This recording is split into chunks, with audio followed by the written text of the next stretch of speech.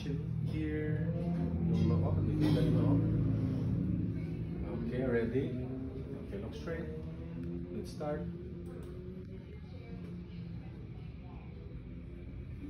Okay, do not blink. Okay, kurap, then dilat, steady. Okay, look straight, steady.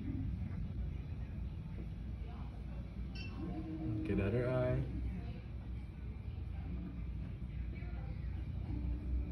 Okay, blink, then dilat. No more blinking.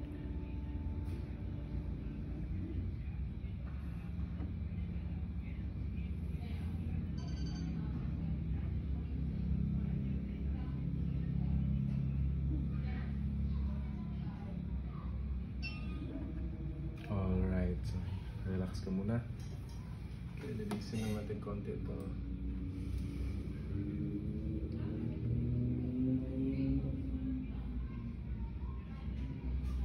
Okay, ganyan lang. Okay na. Then, okay.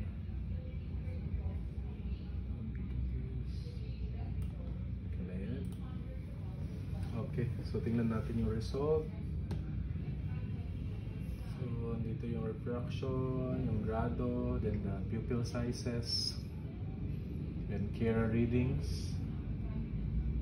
Then let's check ang map naman, yung corneal topo map, both eyes. So, let's take a look at the eggshell of the right eye, the eggshell map of the same eye, the tangential. Okay, let's take a look at the yung 3D nila. Okay, so elevation, this is the elevation. The eggshell one.